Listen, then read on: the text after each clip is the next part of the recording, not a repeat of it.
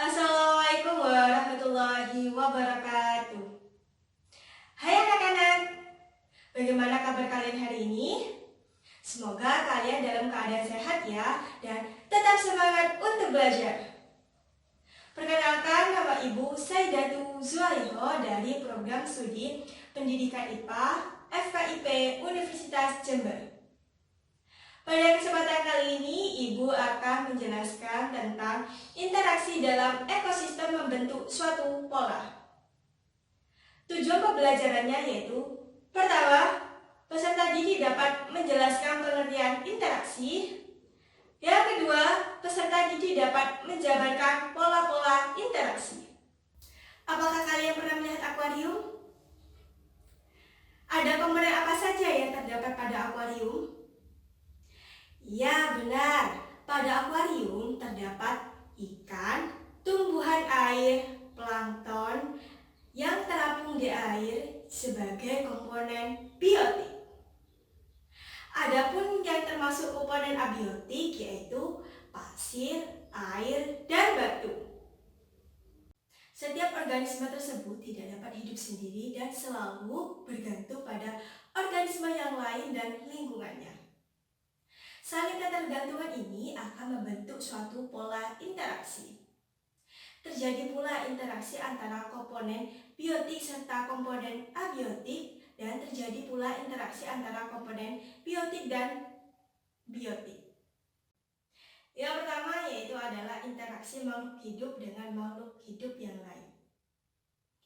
Interaksi antara makhluk hidup dengan makhluk hidup yang lain dapat terjadi melalui rangkaian peristiwa makan dan dimakan, seperti rantai makanan, jaring-jaring makanan, dan piramida makanan, maupun melalui bentuk hidup bersama, yaitu simbiosis. Rantai makanan adalah peristiwa makan dan dimakan dengan urutan dan arah tertentu. Dalam proses makan dan dimakan ini terjadi perpindahan energi dari produsen ke konsumen lalu ke pengurai. Jaring-jaring makanan adalah kumpulan rantai makanan yang saling berhubungan satu sama lain. Piramida makanan adalah bentuk piramida yang menggambarkan jumlah massa zat dan energi dari produsen sampai konsumen tertinggi. Yang kedua yaitu adalah macam-macam simbiosis. Simbiosis merupakan bentuk hidup bersama antara dua individu yang berbeda jenis. Ada 3 macam simbiosis, yaitu simbiosis mutualisme, simbiosis komensalisme, dan simbiosis parasitisme. Yang pertama yaitu adalah simbiosis mutualisme. Simbiosis mutualisme merupakan suatu hubungan dua jenis individu yang saling memberikan keuntungan satu sama lain. Contoh dari simbiosis mutualisme yaitu lebah dengan bunga. Tentunya kalian pernah melihat lebah hinggap di bunga. Lebah menghisap madu yang dihasilkan bunga. Saat lebah menghisap madu, kakinya akan mengenai serbuk sari dan mengakibatkan serbuk sari melekat. Ketika lebah tersebut hinggap di bunga lain, serbuk sari tersebut dapat jatuh pada kepala putih dan proses penyerbukan terjadi. Hal tersebut berarti lebah dan bunga saling menguntungkan, karena lebah mendapatkan makanan berupa madu, sedangkan bunga dibantu perkembangbiakannya. Yang kedua yaitu adalah simbiosis komensalisme.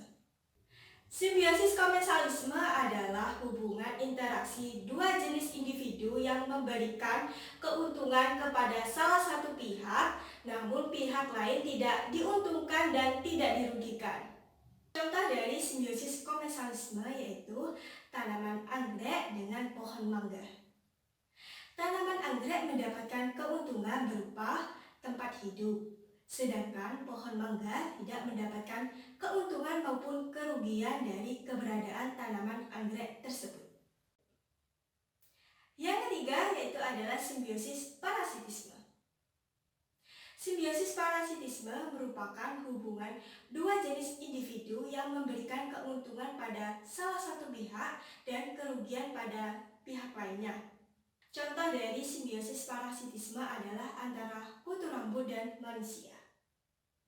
Kutu rambut memperoleh keuntungan dari manusia berupa darah yang dihisap sebagai makanannya. Sedangkan manusia akan merasa gatal pada kulit kepalanya. Yang ketiga yaitu adalah peran organisme berdasarkan kemampuan menyusun makanan. Berdasarkan kemampuan menyusun makanan, peran organisme dibagi menjadi dua, yaitu autotrof dan heterotrof. Autotrof adalah organisme yang dapat membuat makanannya sendiri. Ada dua pembagian autotrof, yaitu pertama, fotoautotrof. Fotoautotrof yang merupakan organisme pemanfaat energi cahaya untuk mengubah bahan anorganik menjadi bahan organik. Yang kedua yaitu adalah kemoautotrof. Kemoautotrof yang merupakan organisme pemanfaat energi dari reaksi kimia untuk membuat bahan makanan sendiri dari bahan organik. Contohnya adalah bakteri besi. Dalam menjalankan proses ini, mereka membutuhkan oksigen. Heterotrof. Heterotrof adalah semua organisme yang tidak dapat membuat makanannya sendiri, akan tetapi memanfaatkan bahan-bahan organik dari organisme lainnya sebagai bahan makanannya. Organisme ini terdiri dari 3 tingkatan. Yang pertama yaitu adalah konsumen yang secara langsung memakan organisme lain. Yang kedua yaitu adalah pengurai yang mendapatkan makanan dari penguraian bahan organik dari bangkai. Yang ketiga yaitu adalah detritivor. Detritivor merupakan pemakan partikel organik atau jaringan yang telah membusuk. Contohnya yaitu adalah cacing. Berdasarkan jenis makanannya dibagi lagi menjadi 3, yaitu herbivora, karnivora, dan omnivora. Yang pertama yaitu adalah herbivora. Herbivora adalah hewan pemakan tumbuhan. Contohnya yaitu sapi, kambing, kuda. Yang kedua yaitu adalah karnivora. Karnivora adalah hewan pemakan daging. Salah satu contohnya yaitu adalah singa dan harimau. Yang ketiga yaitu adalah omnivora. Adalah hewan pemakan segala, yaitu pemakan makanan yang berasal dari hewan dan tumbuhan. Contohnya yaitu adalah ayam. Sekian dulu penjelasan dari Ibu ya. Semoga apa yang Ibu sampaikan bermanfaat bagi kalian. Apabila Ibu ada salah kata, Ibu mohon maaf. Sampai jumpa di video pembelajaran selanjutnya. Wassalamualaikum.